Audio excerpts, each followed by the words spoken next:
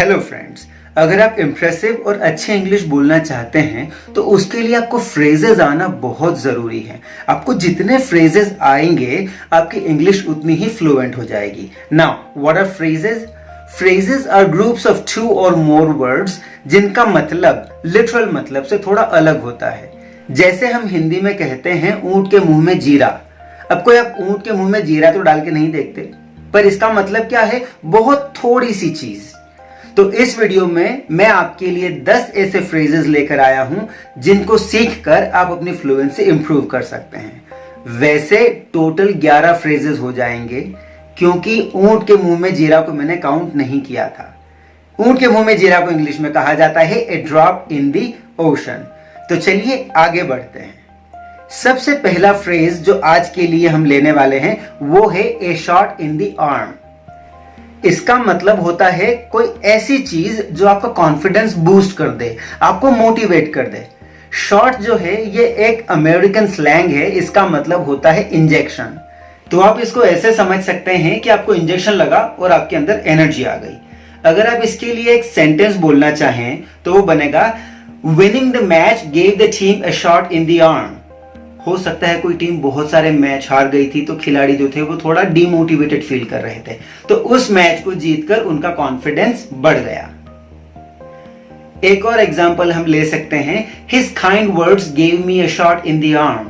मैं थोड़ा डिमोटिवेटेड था, उसने मुझसे बड़े प्यार से बात की तो मुझे उससे बहुत कॉन्फिडेंट फील हुआ। आज का दूसरा फ्रेज है पोक नोज। पोक नोज का मतलब होता है टांग अड़ाना। हम हिंदुस्तानियों को इसकी बहुत जरूरत पड़ती है क्योंकि कोई ना कोई कभी ना कभी टांग अड़ाते ही रहता है। इसका एग्जाम्पल हो सकता है don't poke your nose into your brother's business, he is grown up and can take decisions on his own. मतलब तुम्हारे भाई के काम में तुम टांग मत अड़ाया करो, अब वो बड़ा हो गया है और वो अपने डिसीजंस खुद ले सकता है।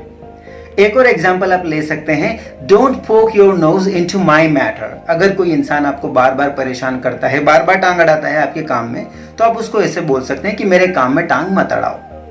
हमारा अगला फ्रेज है break a leg. Break a leg का मतलब टांग तोड़ना नहीं होता। जैसा कि मैंने शुरू में ही बताया था, इनके लिटरल मीनिंग पर हम नहीं जाते हैं। ब्रेक अ लेग का मतलब होता है किसी को गुड लक बोलना, और आप इसका डायरेक्टली यूज करते हैं।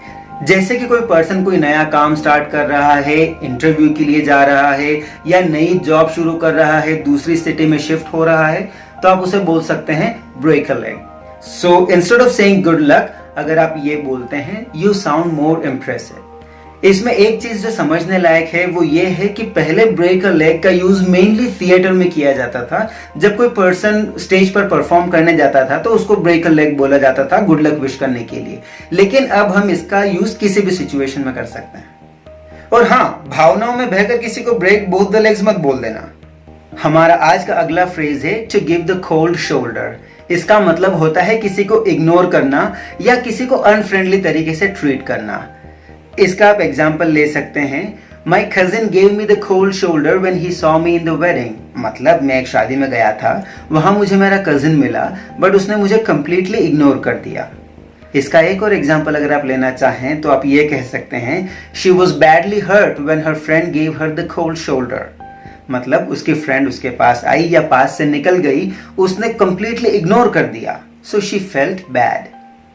हमारा अगला फ्रेज है to be a bundle of nerves. इसको to be a bag of nerves भी कह सकते हैं। दोनों का मतलब एक ही होता है और इसका मतलब होता है बहुत ज्यादा नर्वस हो जाना, बहुत ज्यादा घबरा जाना। जैसे she became a bundle of nerves when her father saw her with her boyfriend. अब उसके पापा ने उसको उसके बॉयफ्रेंड के साथ देख लिया तो ऑब्वियस सी बात है लड़की घबराएगी तो सही, तो बहुत ज्यादा घबरा गई। हम इसका एक और एग्जाम्पल लेते हैं don't be a bundle of nerves, you will clear the interview. मतलब तुम इतनी टेंशन मत लो, घबराओ मत, नर्वस मत हो, तुम इजीली ये इंटरव्यू क्लियर कर लोगे। चलिए अब हम बढ़ते हैं अपने अगले फ्रेज पर जो है बोन ड्राई। बोन ड्राई का मतलब होता है बहुत ज्यादा सूखा। जैसे कि my skin is bone dry, I need some lotion. मतलब आप नहाए, बहुत देर तक आपने लोशन नहीं लगाया, आपकी स्किन बहुत ज्यादा ड्राई हो गई है, तो आप कहेंगे कि my skin is bone dry, मुझे कुछ लोशन चाहिए। हम इसका एक और एग्जाम्पल लेते हैं the region was bone dry, there was not a drop of water to be scene.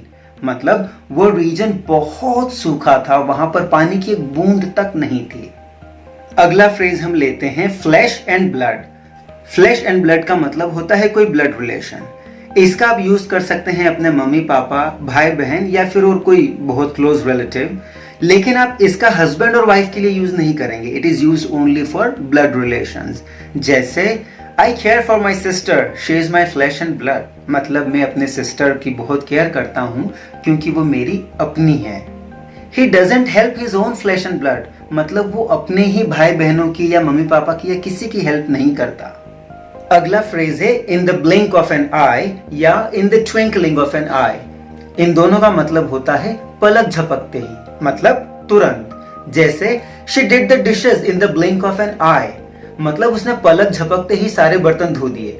हो सकता है उसके हस्बैंड ने उसको बोला हो कि चलो जैसे ही तुम बर्तन धो दोगे हम घूमने चलेंगे, तो उसने फटाफट बर्तन धो दिए। He wrote the letter in the blink of an eye, मतलब उस भाई ने लेटर बहुत जल्दी से लिख दिया। हमारा आज का अगला फ्रेज है to make a rod for one's own back। इसका मतलब होता है अपने ही लिए गड्ढा खोदना, यानी कुछ ऐसा काम करना जो आगे जाके आपको ही तकलीफ दे सकता है। For example, by increasing imports from China, we are making a rod for our own back। मतलब चाइना से इंपोर्ट्स बढ़ाकर हम अपने ही लिए गड्ढा खोद रहे हैं, क्योंकि धीरे धीरे हमारी उन पे डिपेंडेंस बढ़ जाएगी and it will create problems for us. हम एक और एग्जांपल ले सकते हैं, you are making a rod for your own back by trusting him. तुम उस पर भरोसा करके अपने ही लिए गड्ढा खोद रहे हो, वो इंसान भरोसे लायक नहीं है। और हमारा आज का लास्ट फ्रेज है ऑल ईयर्स। ऑल ईयर्स का मतलब होता है किसी की बात को ध्यान से सुनना। For example, go head, I am all years, मतलब तुम बोलो, मैं तुम्हारी बात ध्यान से सुन रहा हूं। या I was all years when he gave the speech, जब वो स्पीच दे रहे थे तब मैंने उनकी बात को बहुत ध्यान से सुना। फ्रेंड्स, फ्लुएंसी का एक रूल है, आप जितनी ज्यादा प्रैक्टिस करेंगे आप उतने ही ज्यादा फ्लुएंट हो जाते हैं। तो आज जो फ्रेजेस आपने सीखे हैं इस वीडियो के माध्यम से, मैं आपसे रिक्वेस्ट करूंगा कि आप इन फ्रेजेस का यूज करके खुद के सेंटेंसेस बनाएं। आप घर पर बैठे हो, आप बाइक पर हो, कार में हो, बस में हो, कभी भी आप इनके सेंटेंसेस खुद बनाएं। इससे आपकी प्रैक्टिस होगी and you will build on your fluency. This is it for today. If you enjoyed watching the video, please like it and do subscribe to my channel if you already haven't. Goodbye.